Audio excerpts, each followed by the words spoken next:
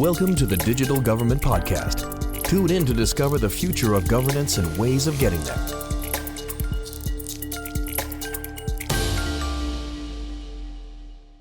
Welcome back, everyone, to another episode of the Digital Government Podcast with your usual host, Federico Plantera, journalist, sociologist, and researcher. Today, taking a close-up look on the fusion of, we could say, diplomacy, law, cyber strategy. This is the second episode of a mini-series that we're doing with the occasion of the Tallinn Cyber Diplomacy Summer School happening between 16th and 20th of June in Tallinn.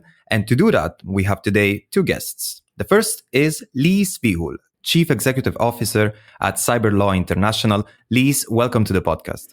It's a pleasure to be here. Thank you for having me. And together with her, there is also Dr. Agnes Kasper, head of the law branch at the NATO Cooperative Cyber Defense Center of Excellence, CCDCOE.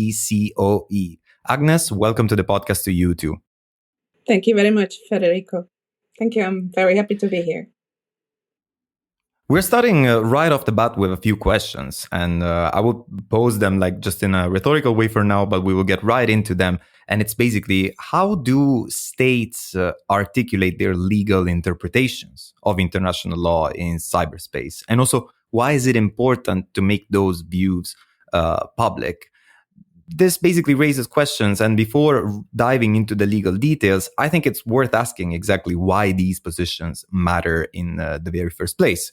Because for many countries, publishing a national stance is both a diplomatic signal, but also kind of like an internal governance milestone, we could say.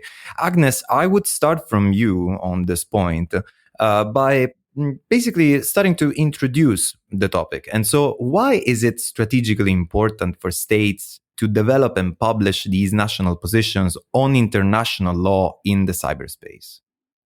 Thank you very much for the question. Yes, this is quite a complex issue. And, the international law and cyber context discussions at the global level kind of trace back to 1998. So since then, there's been, different discussions in the UN. First of all, whether international law applies to cyber activities. And in 2015, there was a breakthrough when the group of governmental experts came to the conclusion that indeed international law applies to cyberspace. And this conclusion was endorsed by the General Assembly of the UN. So from 2015 on, we can say there is a consensus that international law, and in particular the Charter of the United Nations, is applicable in this context.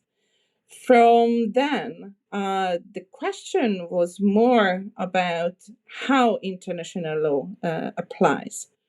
So, and this is where the national positions come into the pictures.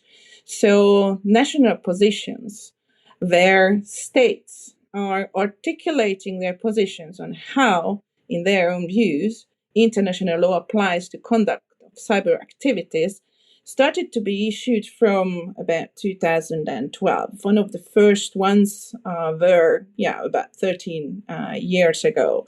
So in these state positions or national positions, the states are expressing their views on different international legal issues that, for example, on sovereignty, on due diligence, on use of force, on international humanitarian law.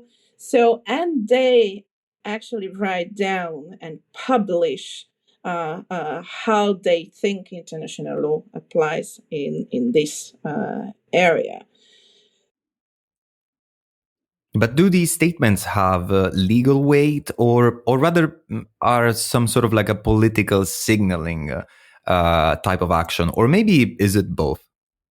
If you read these positions, you can see that there are very often policy parts of these positions.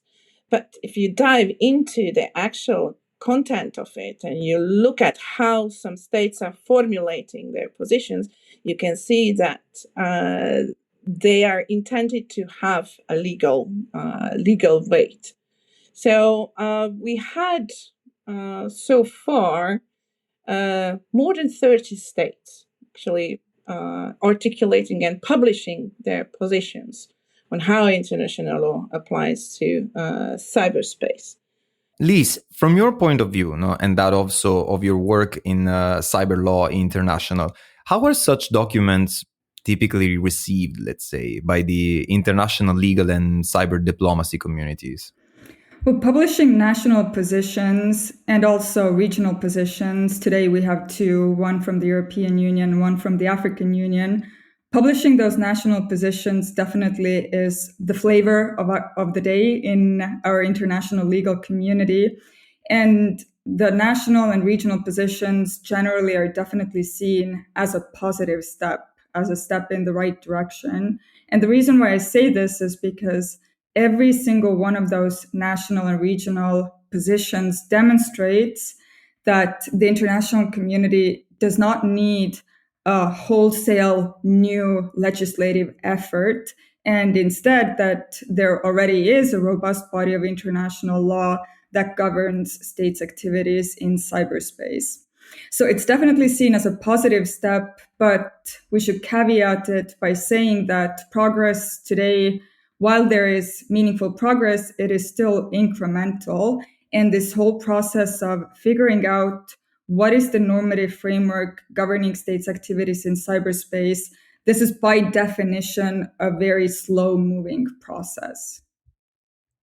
But could this process not be incremental? Like, why does this question come to mind? Because Agnes mentioned that there are about like 30 statements that have been like released so far, or even like a little more. Agnes, eventually later you will correct my number. But obviously it seems to make sense that as more states publish their views, then that there would be some significant legal disagreements, let's say, between them, no, and between these papers. So this introduces also another aspect, which is the fact that this is an ongoing debate, no? So what are the most debated issues in this space? Agnes has already mentioned a few, but from your point of view, is it a matter of sovereignty? Is it more about the use of force or due diligence? What are we discussing, basically?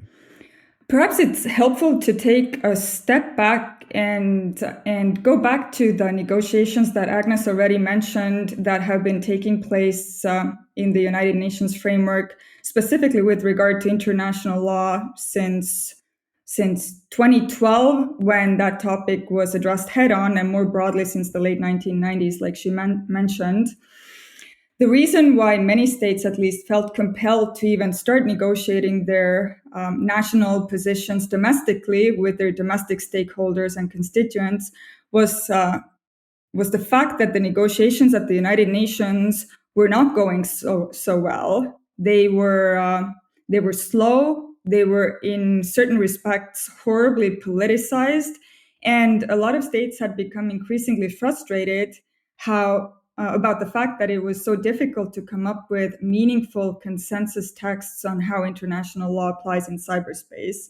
And that was a major reason for many states to start developing their national positions, whereby their national positions, they could demonstrate to the international community writ large that it is actually possible to say more things about how international law applies in cyberspace than what the states collectively within the United Nations had been able to achieve.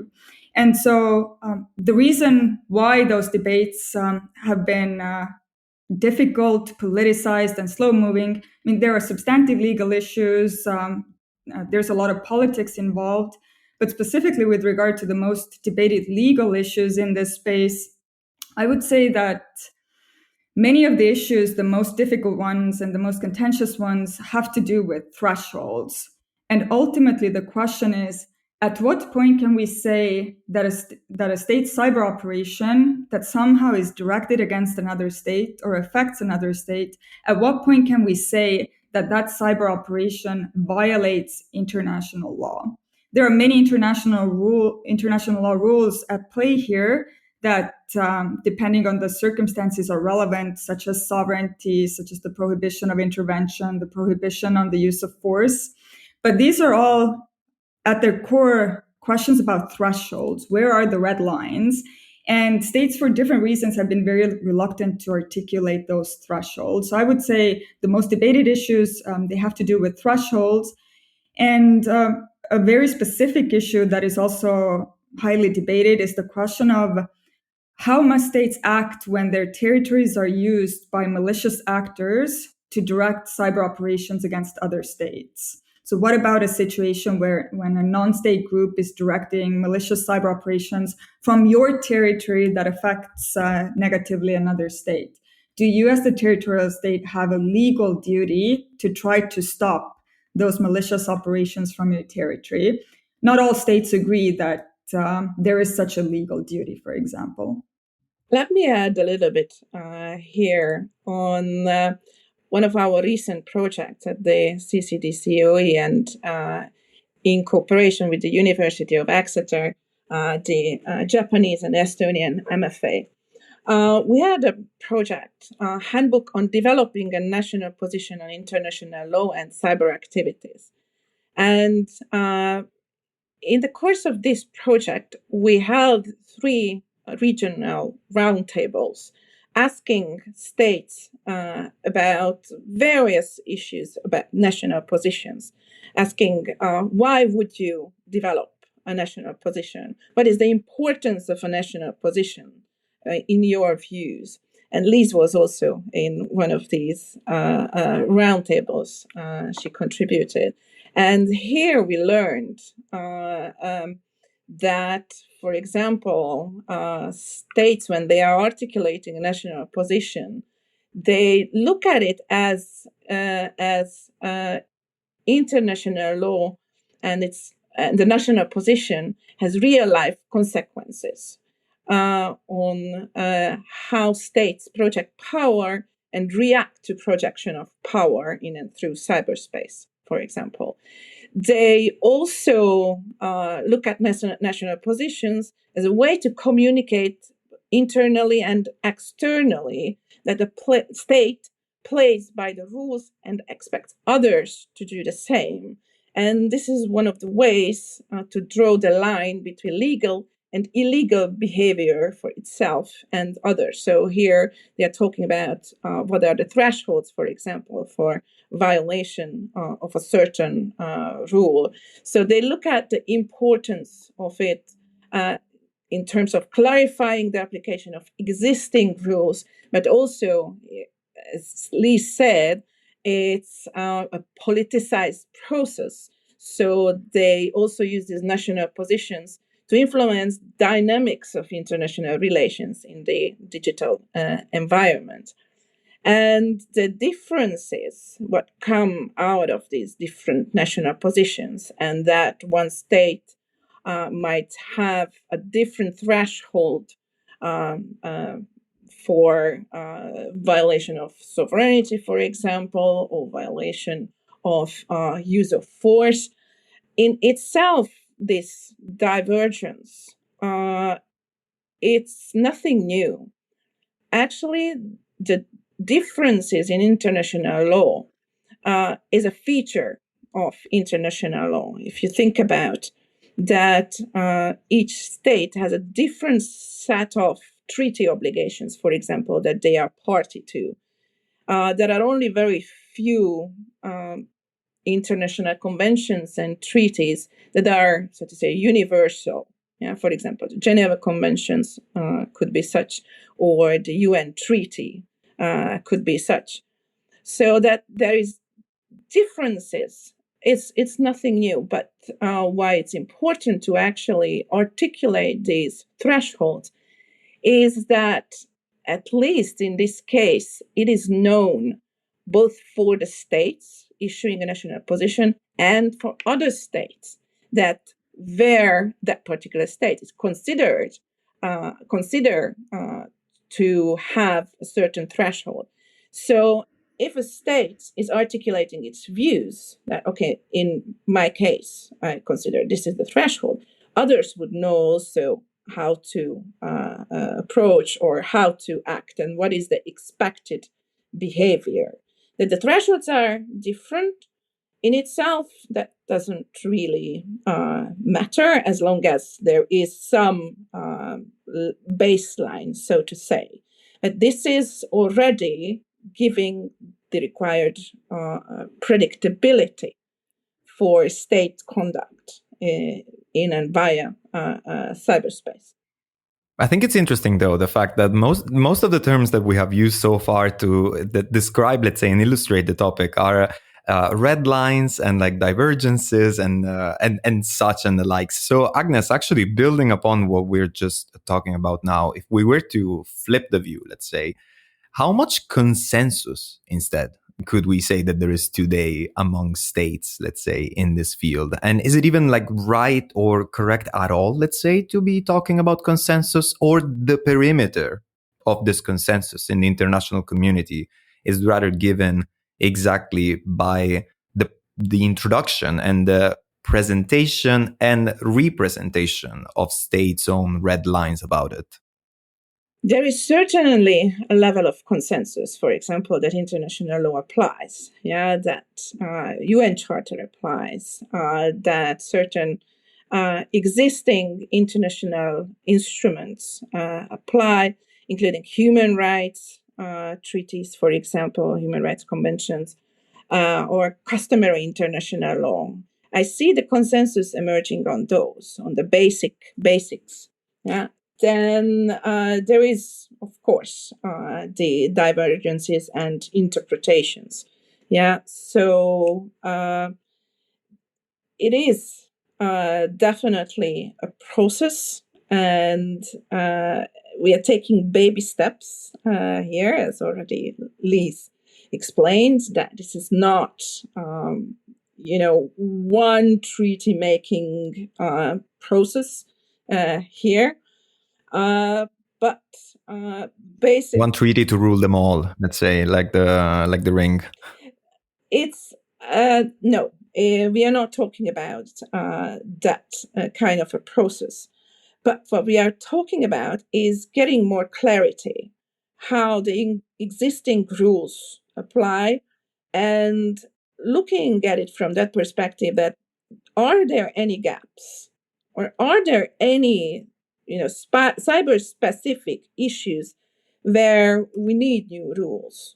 So this discussion, and including the national positions, enable us to see where are these common areas, where are the divergences, and also we can see that is there any gap? Do we need any new rule perhaps in the future? At the moment, let's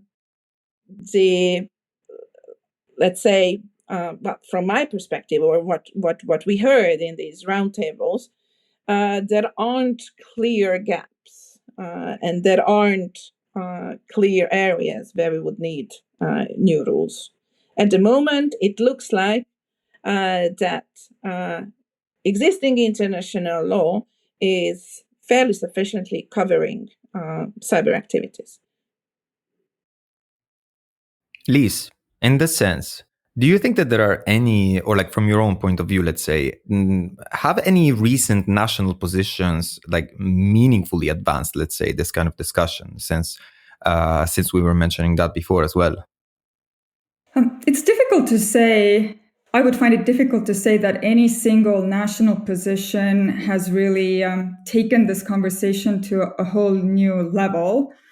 What I'd be more comfortable saying is that the publication and the issuance of national and regional positions as a whole has meaningfully contributed to advancing the conversation of how international law applies in cyberspace. Perhaps the most notable achievement was the issuance of the African Union's common position in 2024, because there you had over 50 states come together and issue a single regional view on how international law applies in cyberspace, which in and of itself is something that is quite difficult to emulate in other regions. But would I say that the African Union's position on its own meaningfully transformed those conversations? Probably not, because still the conversations today are at a relatively high level of abstraction. And this is really the dilemma for states. To what extent can those relatively broad and abstract rules of international law, which the vast majority of countries agree apply in cyberspace, to what extent can those be operationalized such that they provide more clear guidance to states in terms of what type of behavior is allowed and what type of behavior is unlawful? And today we're not at that point yet. Some states have been pretty detailed in their views in terms of where they draw the lines and what kind of rights they have in responding to malicious cyber activity. But with regard to the international community as a whole and the same set of rules governing all state cyber activities, today we're definitely not there yet, which is why the topic of a treaty that Agnes mentioned is so appealing at first glance. If we have this problem that we don't have clear rules, why not have a treaty that very specifically outlines what states may and may not do in cyberspace, which is what Russia is very aggressively lobbying as we're speaking today. And while it is a very tempting proposition on face value, it's actually, of course, a very dangerous one, because starting with the fact that this whole treaty project is most strongly advocated for by a country that itself does not appear to care too much about the rule of law in international relations, whether in cyberspace or otherwise, and should cause all states considering joining this initiative or supporting it at least to pause and think very hard. Is this something that we want to pursue? What is really being sought here with those very aggressive proposals to convene an international conference to negotiate some kind of a comprehensive cyber treaty?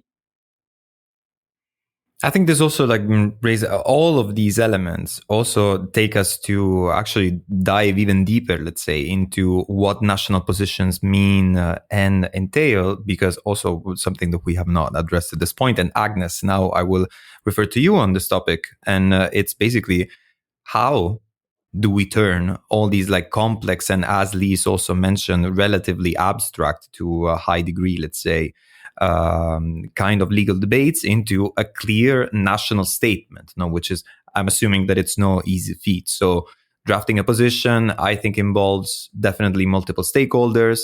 There are also competing priorities.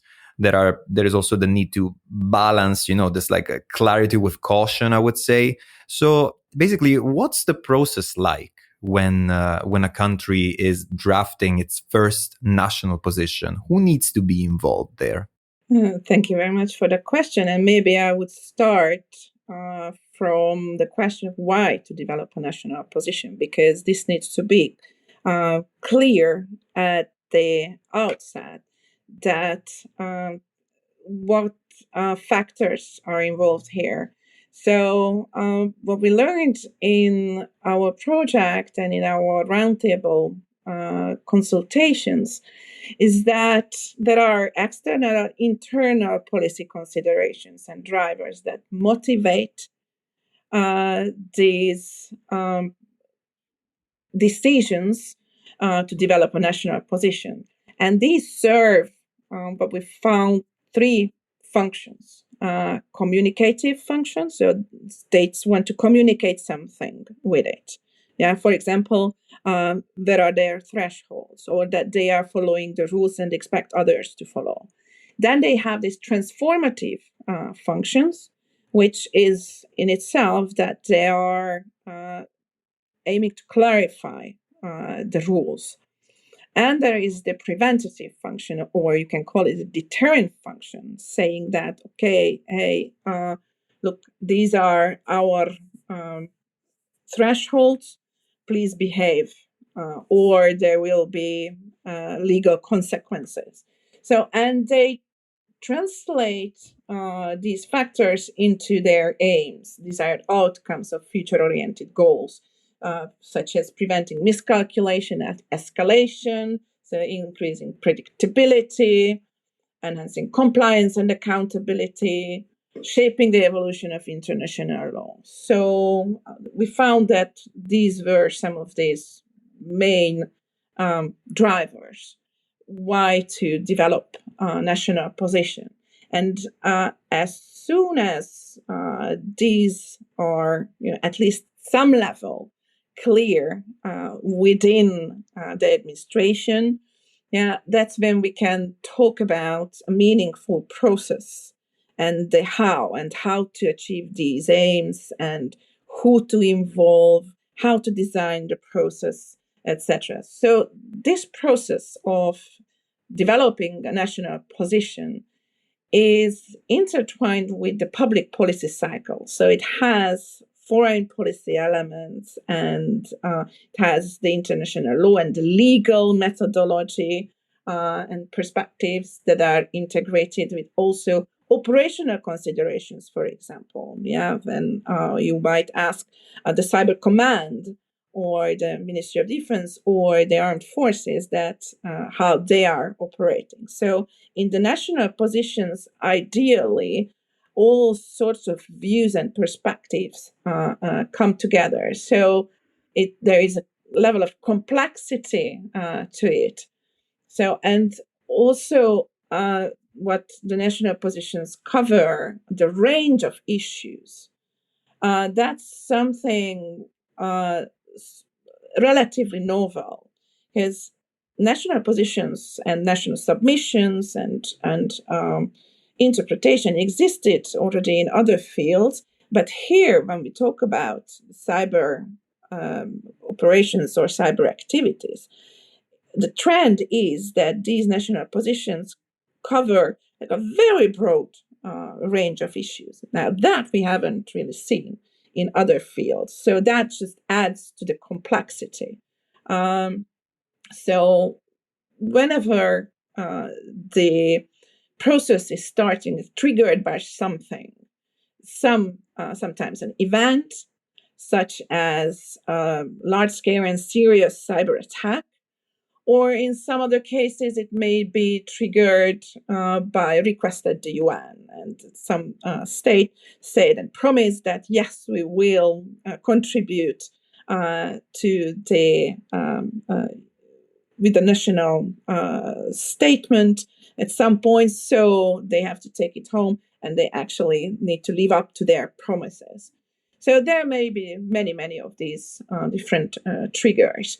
That also this complexity kind of drives the stakeholder involvement. That you need policy experts here, you need legal experts, you need technical and operational experts come together and have a discussion about what is permissible, not only what is permissible by international law, but also what is preferred policy-wise to have in a national position, and what is possible. So there is the technical element, that contributes to these discussions.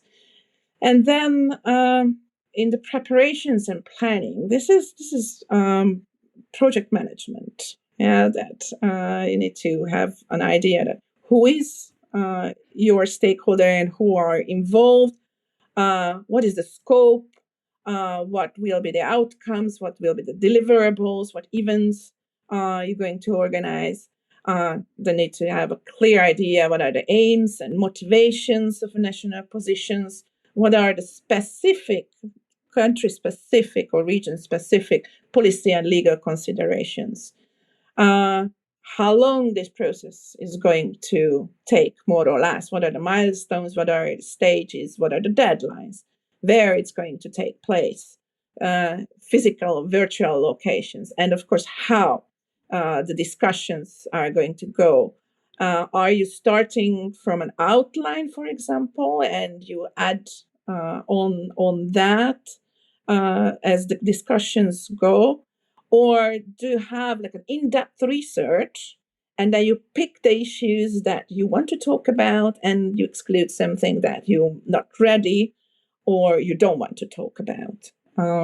Then an important aspect of this process also is capacity building, at different levels, at the stakeholder level, at the legal team level. And there are already resources out there that talk to these issues. So then, from the international law perspective, also that what kind of reasoning you use.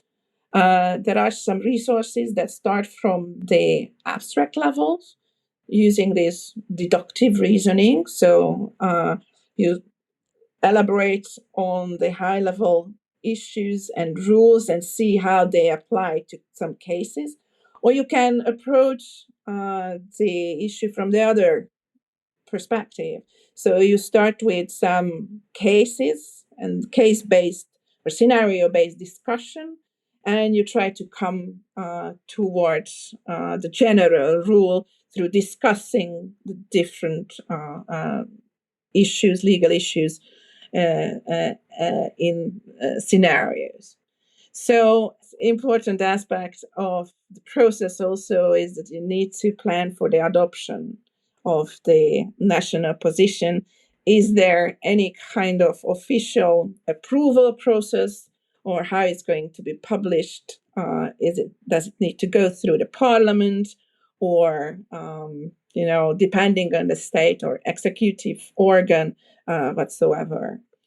Agnes, thanks a lot for the overview, because this touches upon a number of things that I was actually going to ask you, such as what are, for example, some of the most common, let's say, legal, diplomatic, or like institutional aspects that need to be taken into consideration exactly when it comes to the drafting of these national positions. And now that we're actually approaching then, in light of all of this complexity, the end of this podcast episode, Lise, one question that I would like to ask you is exactly about a little bit what comes after, let's say, the wave of national statements. In the sense, we've seen that in the last years, about in the last 13 years or so, let's say, more countries have indeed like expressed, like presented their own national statements. You have also mentioned the case of the African Union. So in this sense, if we're reflecting on a bit like on the near future, let's say, of this legal norm building in the cyberspace, what would be a meaningful next step, let's say, that you would envision?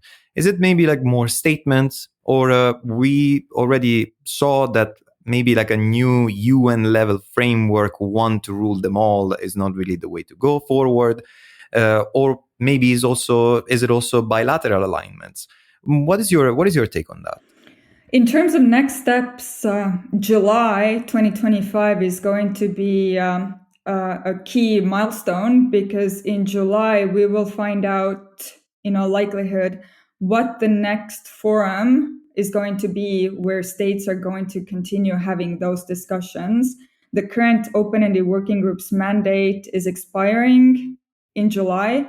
And at the last meeting of the open-ended working group, states are expected to agree on the next forum for even having those discussions. So in terms of next steps, next steps are going to be determined by states, and states right now are engaged in those difficult negotiations as to what the next steps are going to be. So whatever next steps with regard to international law we can expect, they're going to most likely take place in that framework that will be agreed upon in July 2025.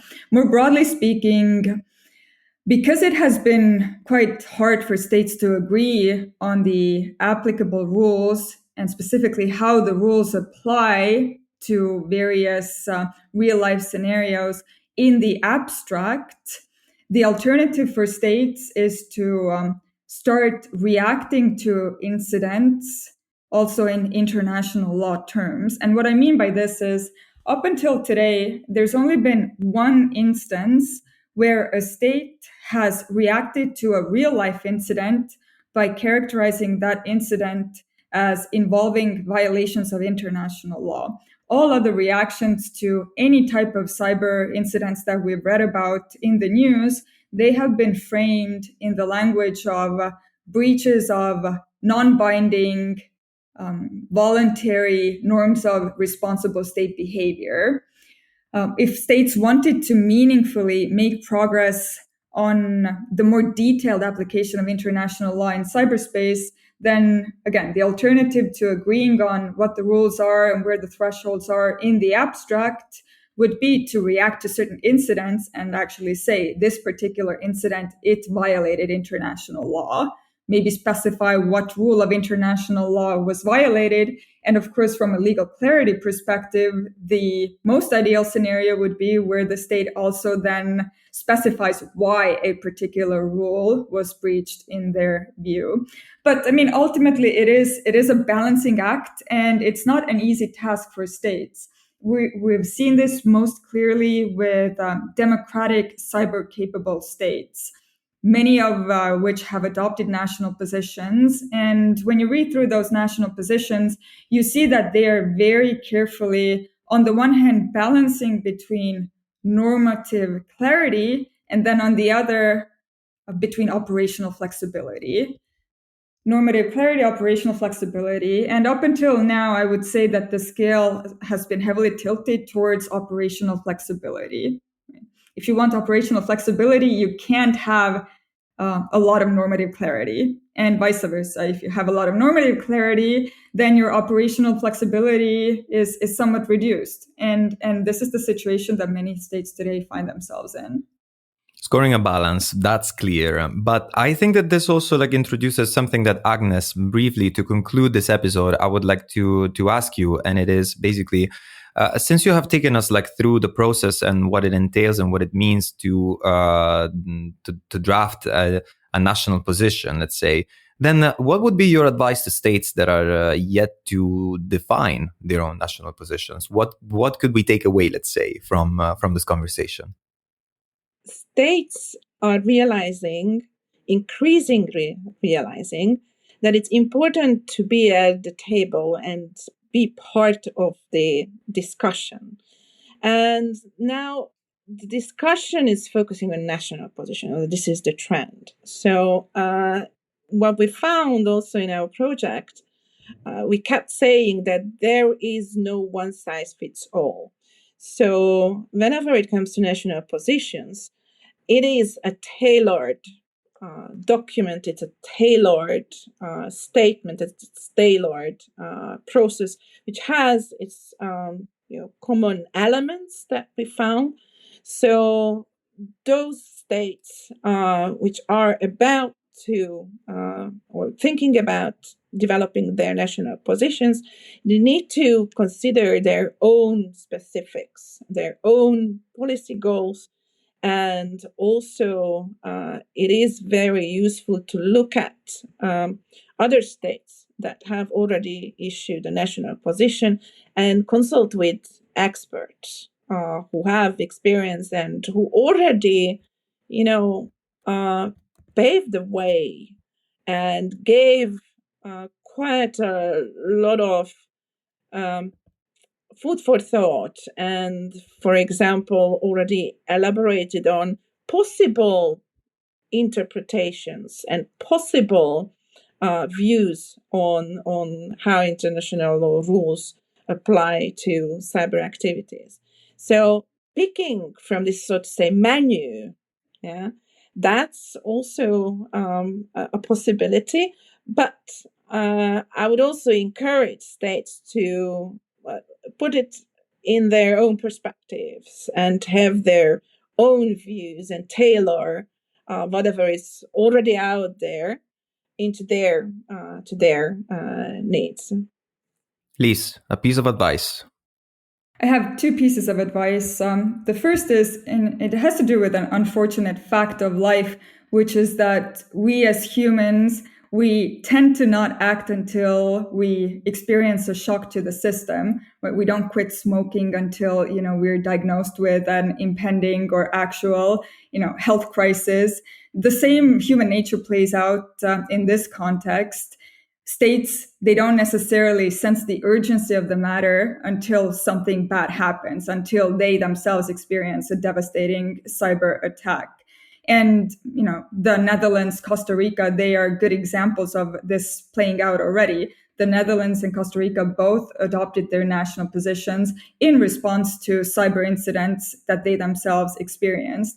So my first message to those countries that don't yet have national positions is you'll want to be ready. When something happens, when you're the victim of a malicious cyber operation, you'll want to have your answers ready, at least to some extent. You'll want to have your lawyer to be able to refer to your national position and say, yes, in this particular case, our red lines were crossed, and these are the responses that we're willing to consider in this particular scenario. So that's my first piece of advice. My second piece of advice is that if you don't have a national position, you're going to have a much harder time negotiating on the multilateral level. Why? Because again, it has to do with national preparedness.